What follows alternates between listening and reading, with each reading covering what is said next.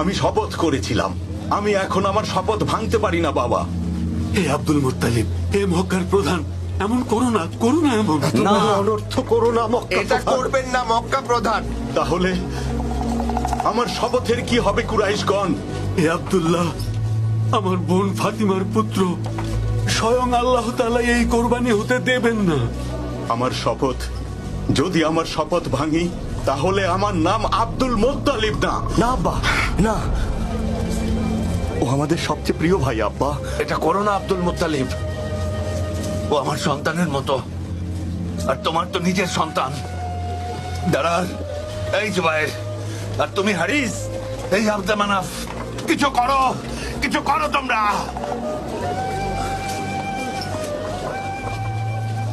হে Abdul Muttalib, তুমি যদি এখন নিজের পুত্রকে কুরবানি করো তাহলে তা কুরাইশ বংশের রীতি হয়ে যাবে। তুমি তো আমাদের জন্য উদাহরণ। আল্লাহর দোহাই, আল্লাহর দোহাই আব্দুল মুত্তালিব, তুমি থামাও এটা। এর বদলে কি চাও বলো, আমরা আমাদের সমস্ত সম্পদ দিয়ে দেব। এটা করো না। আপনারা কি বলেন কুরাইশগণ? এখানকার প্রধান আব্দুল মুত্তালিব কি কখনো তার দেয়া ওয়াদা ভঙ্গ করতে পারে? তার কাছে দেয়া ওয়াদা, যিনি আমাকে পথ দেখিয়েছিলেন জমজম কূপ খনন করার, সেই জমজম যা মানুষের তৃষ্ণা নিবারণ করছে। শোনো সবাই, চলো আমরা আল হিজাজে যাই। ওখানে একটা উপায় হবেই। ওখানে একজন আছে যার কাছে জিন থাকে। তিনি যদি বলেন যে কোরবানি দাও, তাহলে দিয়ে দিও। কিন্তু এমনও তো হতে পারে উনি আমাদেরকে অন্য কোনো উপায় বলে দেবেন, তাহলে সেটা মেনে নিও। আল্লাহ সাক্ষী আছেন, আব্দুল্লাহ আমার সবচেয়ে প্রিয় পুত্র।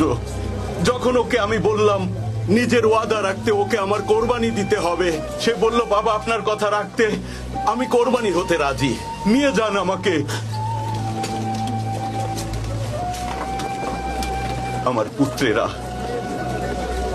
আল হিজাজে যাওয়ার ব্যবস্থা করো তোমরা। হয়তো ওখানে গেলে একটা উপায় খুঁজে পাবো। ইয়া রাব্বুল কাবা, বাঁচান আব্দুল্লাহকে। আমার চুলের পরিমাণ স্বর্ণ এবং রূপা সদকা দেব। ইয়া রাব্বুল কাবা, বাঁচান আব্দুল্লাহকে। আমি আমার চুলের পরিমাণ স্বর্ণ এবং রূপা সদকা দেব।